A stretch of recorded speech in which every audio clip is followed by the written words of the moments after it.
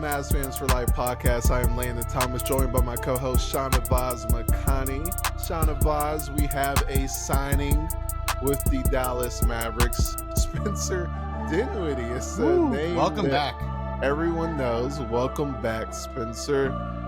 He had some good times with the Mavericks, and he comes back after spending time with the Lakers. He joins the Mavericks, which is kind of funny because remember that comment that he said when he chose the Lakers over the Mavericks? It was let me just say it, quote unquote. I don't want to paraphrase. Enlighten us, Landon.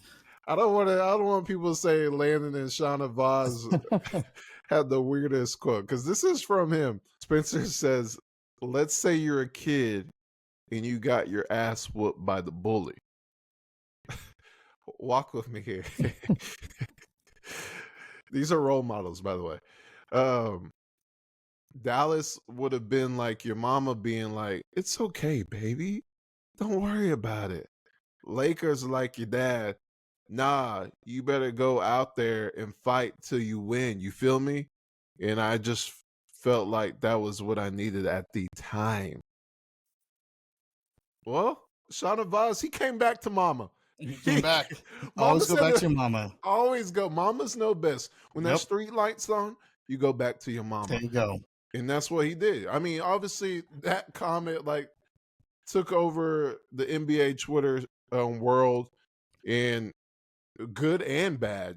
But he later explained he was comfortable with the Mavericks, and he wanted to challenge himself, doing something different. Obviously, I mean, did it work out? I would say no. They used him in a different role, but going off, and we could talk about that. Just let me ask you, Shahnavaz, with the Mavericks just coming off a finals appearance, how do you see, and just with the other signings as well, how do you see Spencer Dinwiddie coming back and fitting into the dynamics of the roster?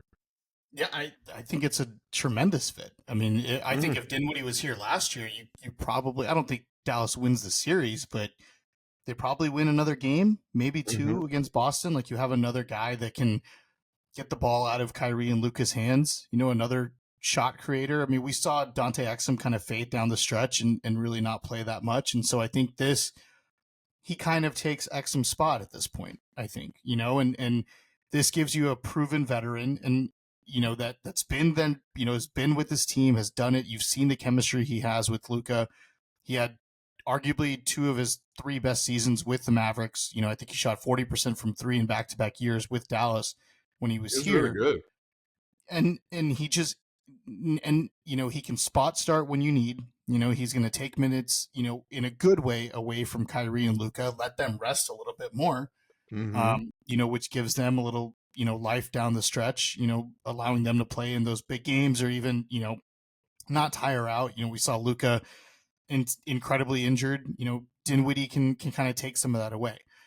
And he solidifies your second unit. This is the deepest the Mavericks have been probably ever. I mean, I can't think of another time where Dallas went 10, 11 deep, maybe. I mean, you really you obviously have it's hard to think back. I mean, even the Western Conference Finals team from a couple of years ago wasn't this deep. Are you talking Luka era or just of the franchise history? I mean, I'm thinking franchise history, even the championship team, right? I mean, you went Terry, Peja, maybe, I'm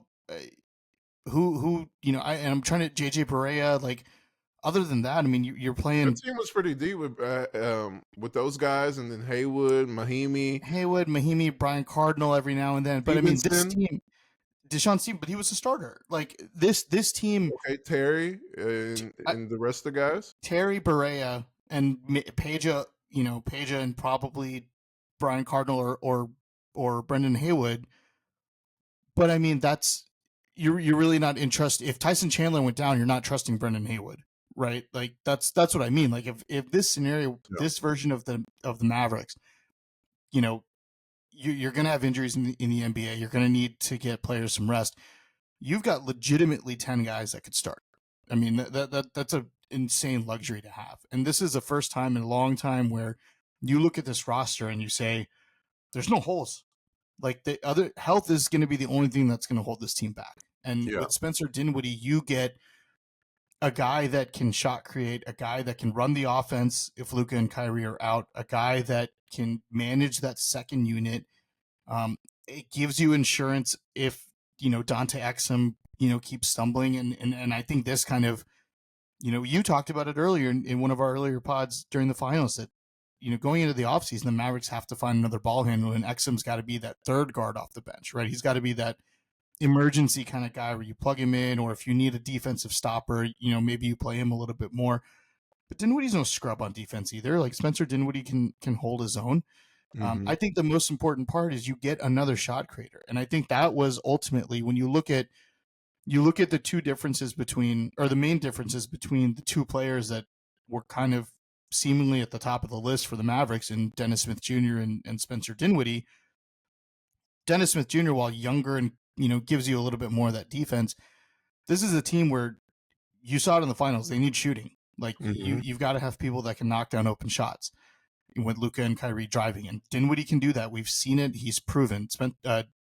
Dennis Smith Jr. is not a good three-point shooter. So Spencer Dinwiddie gives you another catch and shoot guy, another guy that can come in. You can play a small ball lineup with him. If you want to run out a lineup of Luka, Clay, Dinwiddie, and Kyrie, and then put, PJ at the 5. I mean, the possibilities are endless. It's going to be really interesting to see what Jason Kidd does. But now you've got your next, your first guard off the bench, a veteran guy who can lead Quentin Grimes and Najee Marshall and really solidify that second unit for you. And then, you can throw in a Jaden Hardy or a Dante Exum every now and then when you need to. But I love this signing. I mean, what Nico Harrison has done, taking a team that went to the conference finals just a few years ago, then missed the playoffs, and what he's done to revamp them, even after making the finals. It's very rare that you see a team make the finals and then continue to just pile on pieces after that. And he's done just a phenomenal job. And it's just, I think Dinwiddie's a perfect fit for this team. I think he wanted to be here. I think the Mavericks wanted him. He's a great fit next to Luka, and I think he's going to be outstanding for this team. Yeah, I agree with you. I think arguably with the deepest team in history, because even though this team was before I was born, but the 80s had a really good team as well, with Aguirre, Blackman, Derek Harper, Sam Perkins, Roy Tarpley, that left Shrimp, Brad Davis, James Donaldson, those guys. But yeah, in some of the 2000s were good Mavericks teams as well. But I think this team is really good, and it fits, and that's the biggest thing. It fits, and they're deep, like you mentioned. But this signing specifically, I mean, it's perfect. He played his best ball from his career with the Mavericks, and he's bringing that back, and not only as a ball handler, which is so weird because the Lakers didn't use him that way. They used him like a 3-and-D, which makes no sense at all. Nothing the Lakers did made sense, to be honest. So it's just that GM is going through it right now. That's what happens when you hire your best player's agent as your GM. That's what happens. Exactly. But just from what his time with the Mavericks, which was only a couple of years ago, specifically the shooting, like, you could talk about the ball handling, what you did, which is amazing, because the Mavericks need a third ball handler, and it's going to pay dividends, because obviously we saw it with Luka and Brunson. Now we're going to see it with Luka and Kyrie, and then Spencer coming in. He's a spot starter, like he can do. He could start some games, because Kyrie and Luka are going to miss some games. Yeah, 100%. And it also not only elevates the Mavericks, it elevates Dante Exum. It elevates Jaden Hardy. Where those guys aren't the default guy that have a spot start. Because there's going to be some competition. Obviously, they're going to have to earn their minutes, but you know what you've seen from Dinwiddie. You know, the Mavericks are in win now mode. Yeah. They can't obviously, you know, Jaden Hardy, he did his thing in the playoffs, but they really can't, you know, keep going on the development road. Like obviously he's gonna have to take the biggest step in his early career right now in this summer training because obviously Jason Kidd has that dynamic with Spencer Dinwiddie. I mean, he could just go with Spencer Dinwiddie as the backup guard, and you know it's going to be tough to find minutes because you also got Quentin Grimes Yep. as one of the guards as well, who's going to get a lot of minutes. Especially he's the one that plays the best defense out of all the guards there. You know Dante Exum too, but he's injured a lot, and Grimes is too. That's Yeah. what pays to your point on being deep because this Jason Kidd has so many options. Really, it just depends on the game. Yep. Um, You can play and your matchups perfectly now. I mean, you can. And not only that is the 3-point shooting. When he was with the Mavericks, he averaged 40.4% from threes.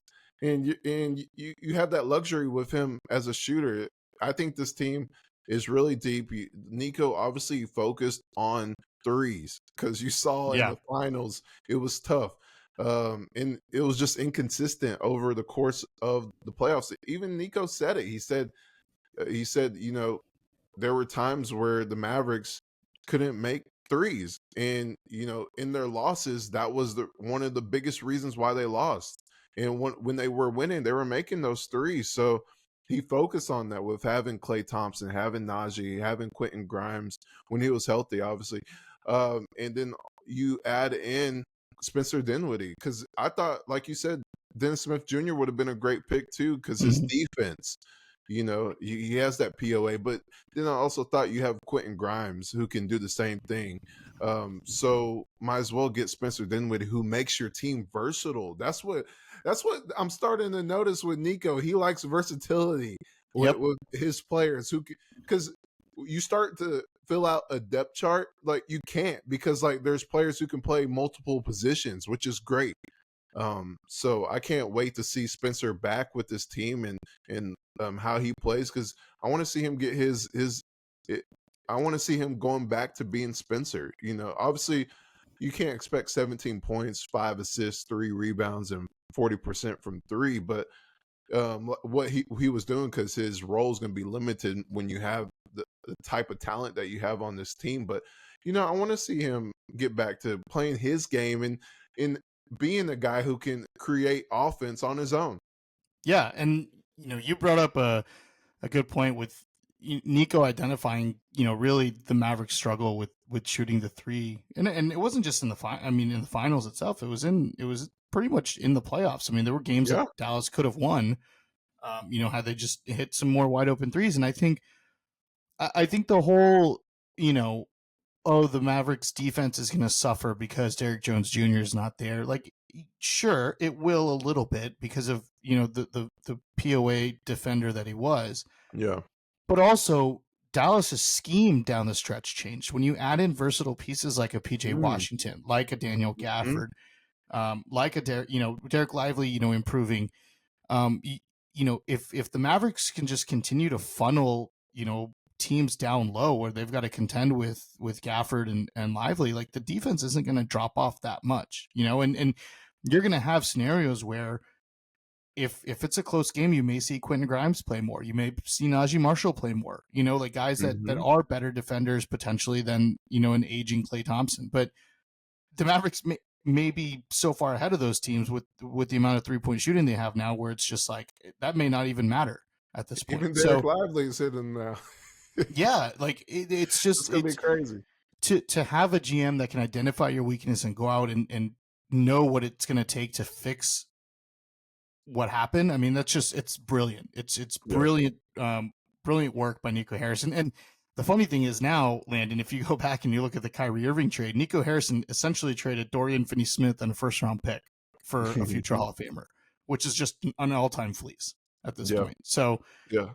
I look, Dinwiddie he was beloved. I know when he was here, you and I both loved him. When he was a Maverick, he hit some huge shots, especially that game winner against Brooklyn where he was running down the court and yelling to Nico saying, "Thank you for bringing me here."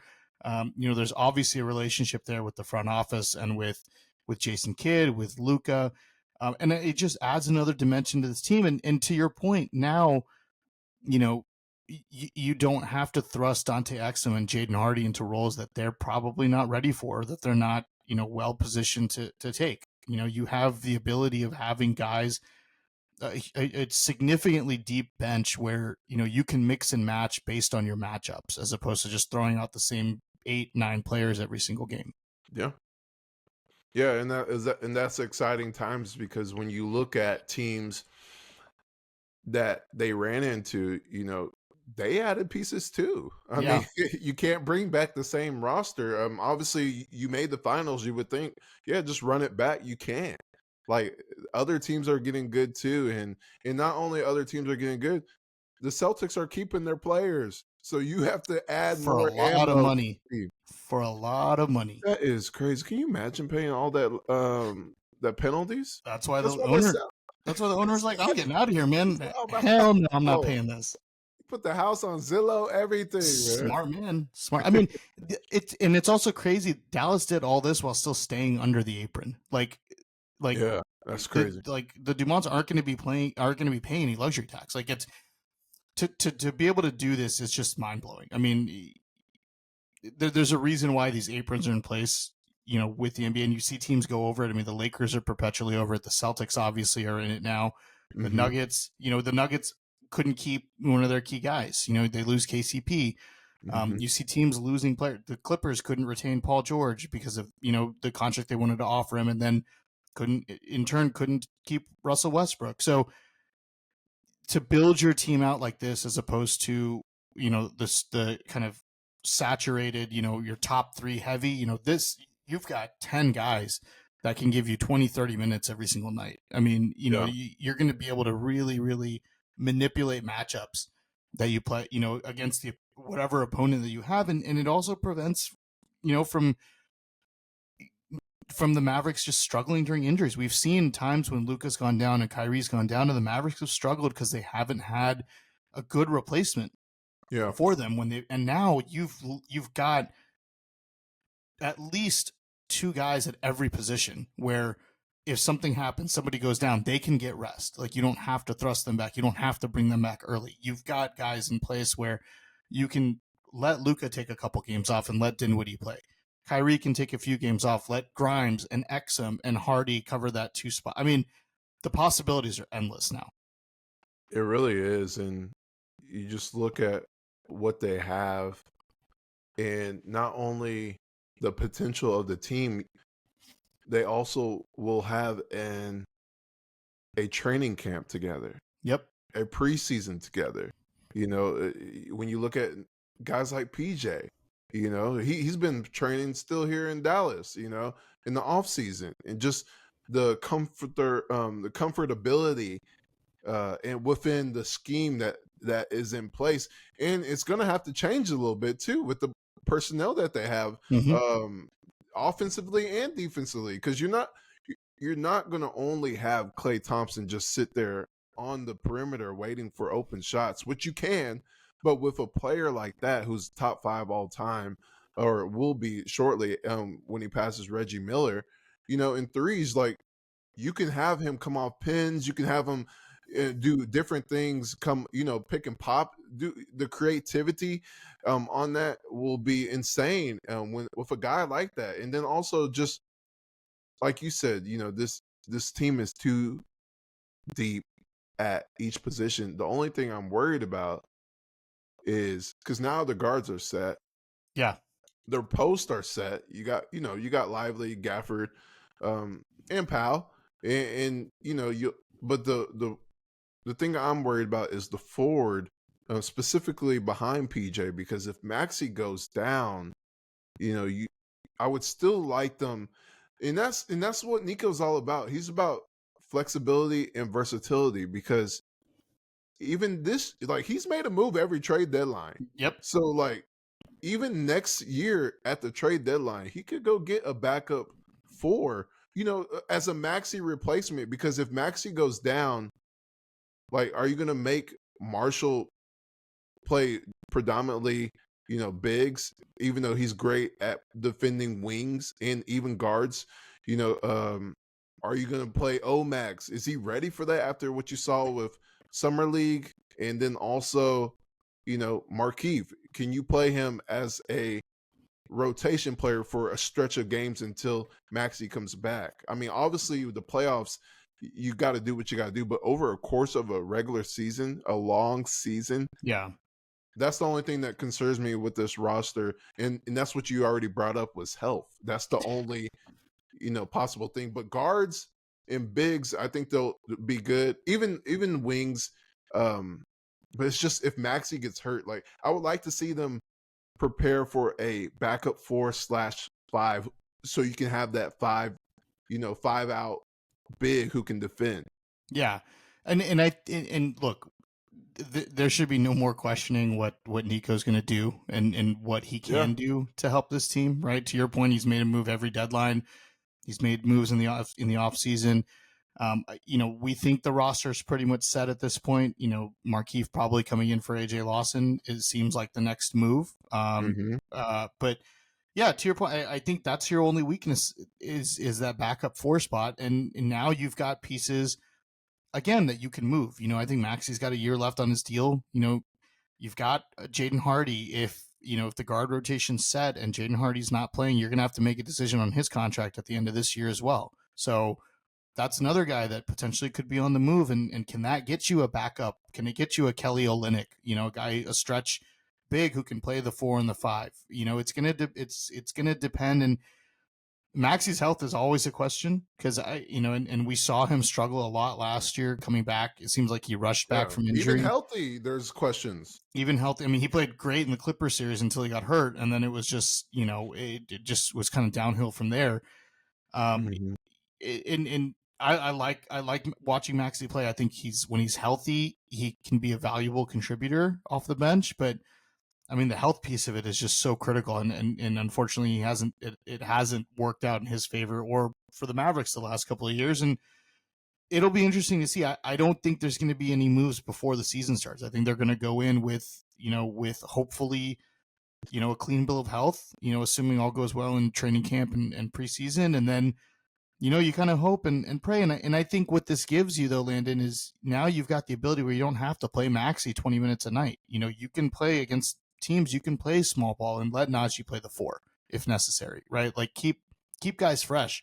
You have that ability now to just rotate through, different players and even in blowouts, I don't think there's not going to be a worry anymore of where, Luka and Kyrie have got to play the first 5 minutes of the fourth quarter. It's kind of what it seemed like, prior to the trade deadline last year.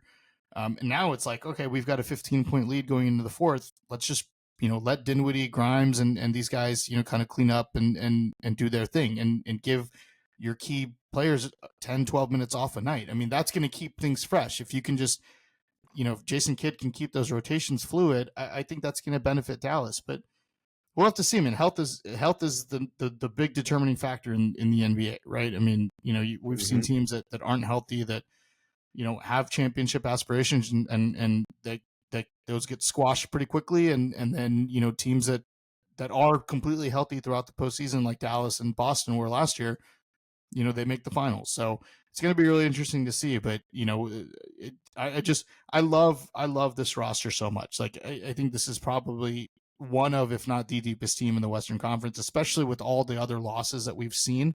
I think you put Dallas and OKC right there in terms of depth at this point, right? I mean, Minnesota, we don't know if they're going to bring back Mike Conley. Are they going to go with Rob Dillingham at starting point guard? Denver, we've seen them the last few years lose guys like Bruce Brown, lose guys like Kentavious Caldwell-Pope. Dallas just keeps poaching players that the Lakers want every offseason, which is hilarious. The Clippers are not what they used to be. I mean, Memphis is going to come back, but how healthy is John Morant? Yeah. It's Dallas, OKC, top of the West right now. I mean, you pick which one you want, but I think those are your two deepest teams in the conference. Yeah, I agree with you 100%. I think they're neck and neck right now. and I think it'll be a battle for the first seed, which is crazy to think about when we were talking about this team last year or even at the beginning of the year. Yeah. It's a testament to obviously the players, and then Jason Kidd, and then Nico, and that's what's exciting to not only just cover the team, but just also just see, when you see wins, you see excited players and you see the chemistry build. And I think what you saw last year is just the beginning of something that could blossom into something really special. Making the finals is special, but just like long term, the sustainability and the continuity of winning is something that could be really special here. And then also just the growth. I mean, now you kind of have a balance of older players who have won before, and then you have younger players who are still finding themselves within a good team.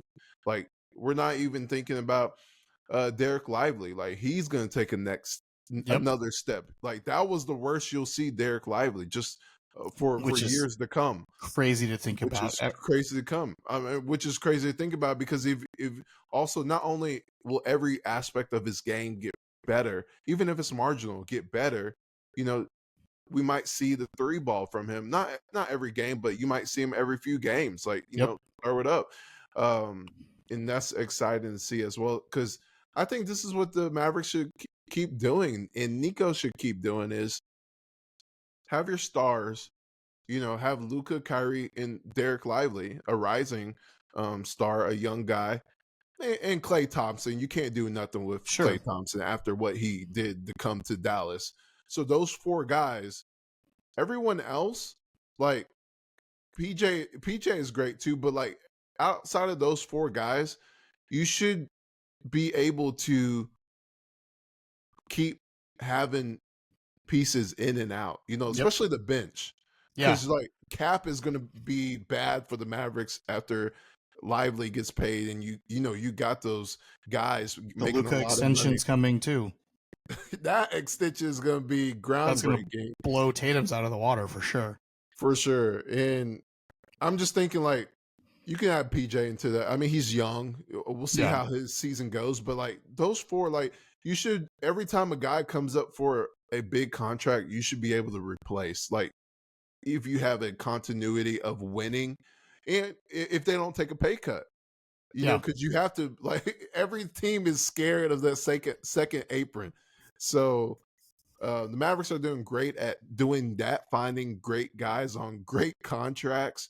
But I'm just still thinking about the trade deadline. Like, Nico has some flexibility here where he has Maxi's contract, the White Powell's contract, Dante Exum contract. Even like you mentioned, if Jaden Hardy, obviously you want to see him grow into what Dinwiddie is now, but you also, what if he struggles? You might want to see what's out there and add him as a, one of those. And it's a contract year. Like, you've got to make a decision. Are you going to pay him or not?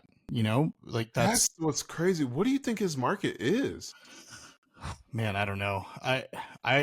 If you would have asked me midway through the season, I would have said totally different. Yeah, I mean, I would have said Josh Green territory, like 15 to 18 a year, maybe. Like, I thought that would have been reasonable.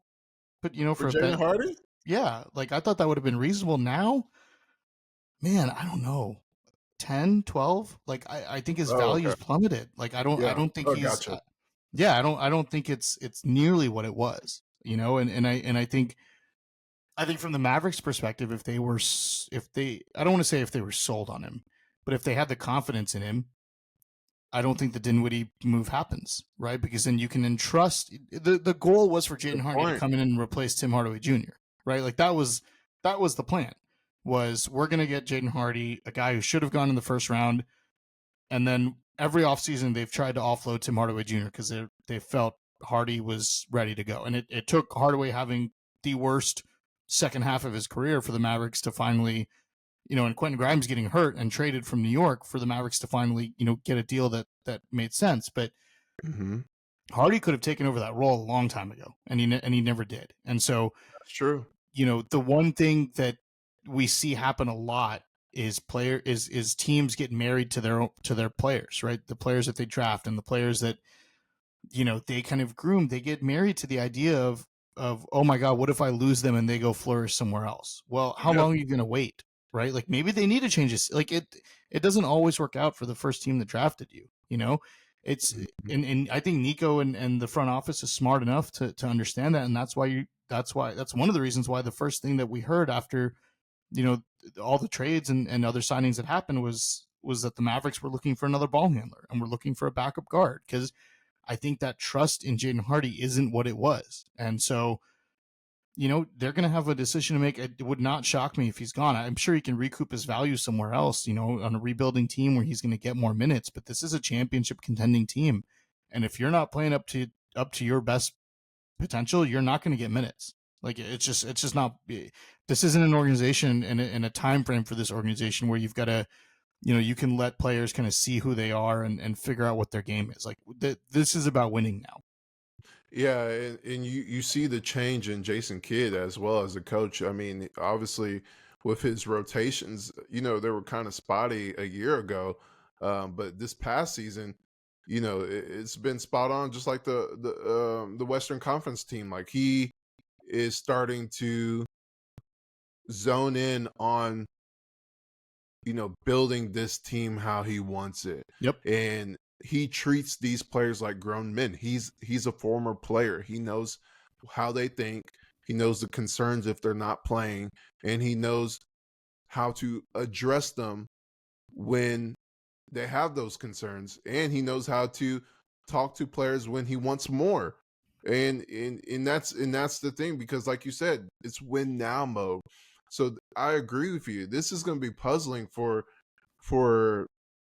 everyone with Jaden Hardy, because you don't know what his role is. Some people say he's still going to play over Dinwiddie. Some people say he's not going to play over Dinwiddie, and some don't know. So Yeah. like that's the thing, and I agree with you. If Jaden, that's why I said Jaden has to have the best offseason training of his life. And that's the thing, because he is 6'3", so like he has to be a guard.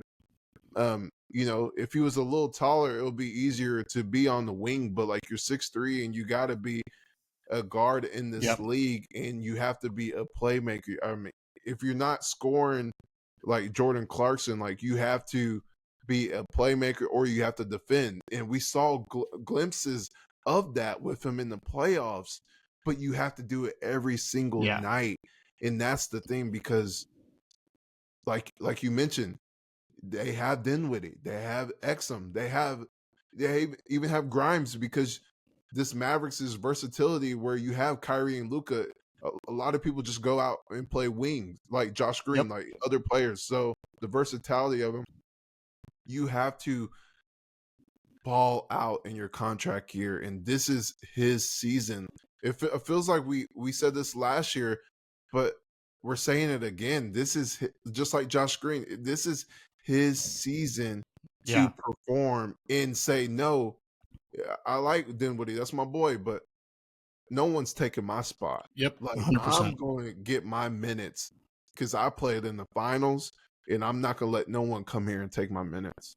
Yeah, it's the same thing we said with Josh Green. Like you have an opportunity, you have to seize it, and if you don't, they'll the Mavericks will find it. Josh Green was starting. Let's not forget when the season started, Josh Green was starting, and Derek Jones Jr. eventually replaced him.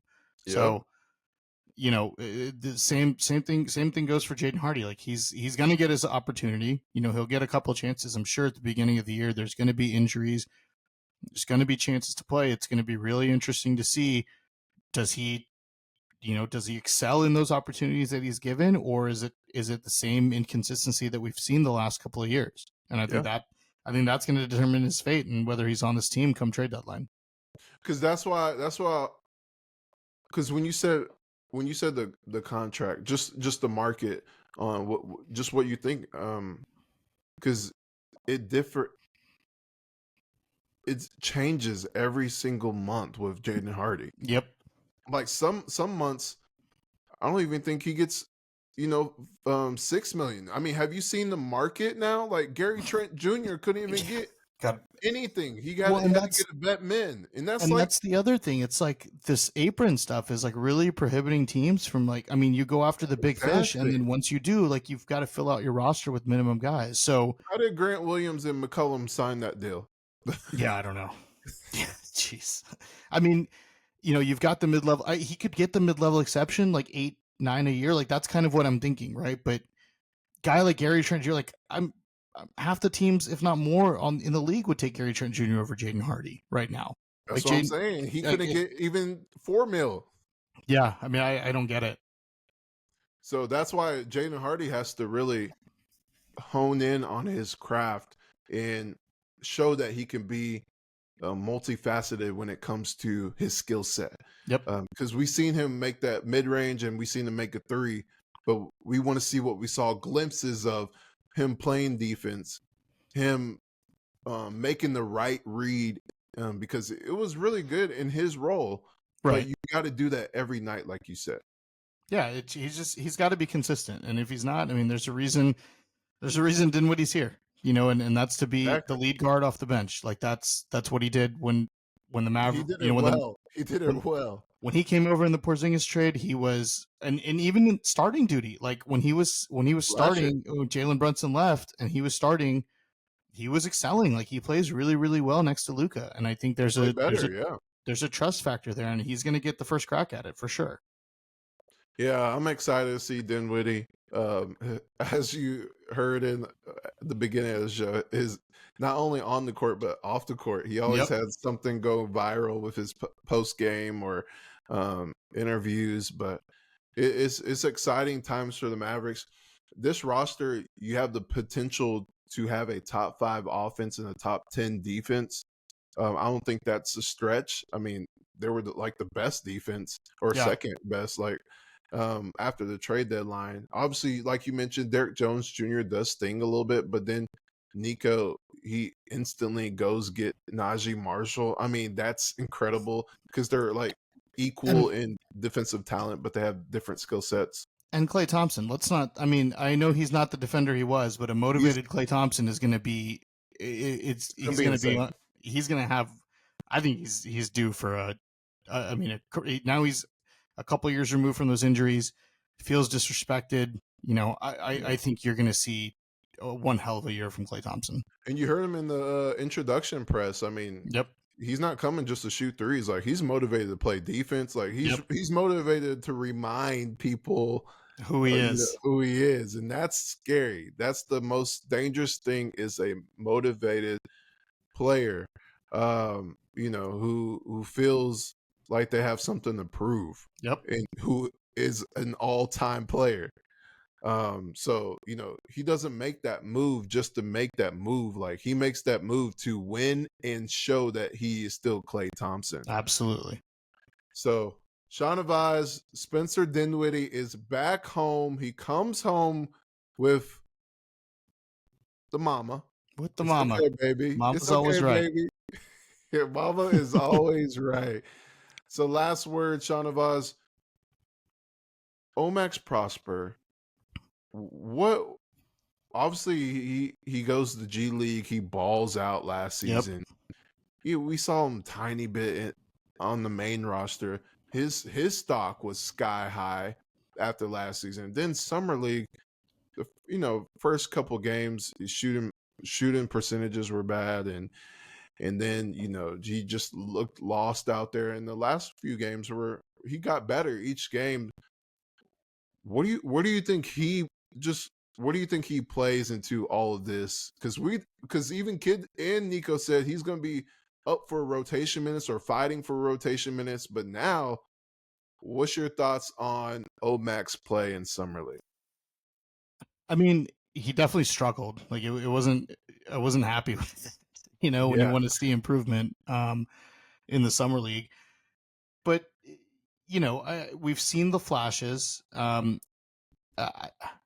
think the only way he sees meaningful rotation minutes is if Maxey goes down, you know, and if the Mavericks have to start shuffling things around. I think it benefits him to spend most of the year in the G League, to be honest. You know, I think, I mean, if he's not ready to play, like this team is wants to win a championship. Like, again, you're not throwing players out there that where you're trying to see what you've got, you know. Yeah.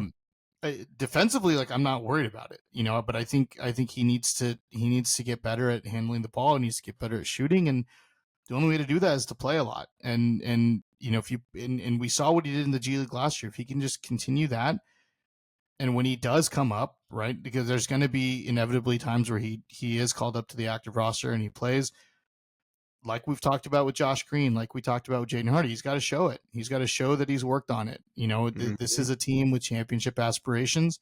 If you want to be a vital piece of that, you've got to prove that you belong. And OMax is going to have the opportunity this year based on what we've heard. I hope to see it. I think he's still a year and a half, maybe 2 years away. He's still young. I'm not worried about it because it's, you know, when you're a rookie and you get drafted to a team with, you know, like the Mavericks, you know, Derek Lively was just a perfect. We talked about this last year, right? I mean, most rookies that go, you know, that get meaningful minutes in the NBA in their first year are playing for pretty bad teams. You know, it just so happened that Derek Lively was a perfect fit for the Mavericks. I mean, even we saw Cason Wallace, who was picked, you know, in the same range, didn't play a lot for OKC. So the whole, you know, OMax not playing a lot doesn't really bother me. I want to see, you know, steady improvement from him. That's kind of what I'm looking for. Yeah, I agree with you. I mean, you want to see steady improvement, but you also want to see him dominate. I mean, Yeah. he dominated G League. He was scoring like 20 points a game on 50% from the field and 40% from the 3-point. And then, you know, he was creating his own shot. He actually found his own rhythm. You know, when you're playing there for so long, you finally it clicks. And then he has expectations. And then you go to summer league where we're going to see how you ball out. Even Dudley said it before summer league. We're going to see what he's made of, you know, with the ball in his hands. And he didn't show up. I mean, he did good the last few games. I mean, like you said, the defense is not something of concern because I think he's going to be a great defender. It's just the offense, like you have to have something because you know, with like you saw with Derek Jones Jr., it took him a little time at the beginning of the season. Then you started to say, okay, he can cut, he can get offensive rebounds. Oh, he started to make his threes. Like you got to have something on the offense at the big stage, Right. you know, and that's what I'm worried about, where he becomes just a, you know, what was that guy in the Thunder who actually played a lot of minutes, but not this day and age. You have to have something. Andre Robertson. Yeah. You saw how quick he got out the league because he was a great defender. Couldn't shoot. He couldn't shoot. He couldn't do anything on offense, and that's what scares me with OMax is he might be too good. He might be in the Jaden Hardy realm. We'll see how it plays out, but where you're eventually too good for the G League, but you're not playing at the main stage at the NBA level on a nightly basis. Not good enough for the big show, but too good for the minors. Yeah, so him and Jaden have to have a great offseason because the Mavericks are a contender now. So it's either you dominate offseason training and make them take you off the court, or, you know, we're going to see the inconsistencies. And you saw what happened with Josh Green. Yep, absolutely. All right, folks. Obviously, it's been a while since we've done one of Long these. time. We got some news finally. Yeah, thankfully. Well, we appreciate y'all tuning in. It's exciting time. Spencer Dinwiddie on a 1-year deal, so Nico still maintains that flexibility, and also Spencer does too. If he balls out, he can get a contract. It's only 30, 31. Still young. 31. It's a win-win situation for both parties. They know each other well.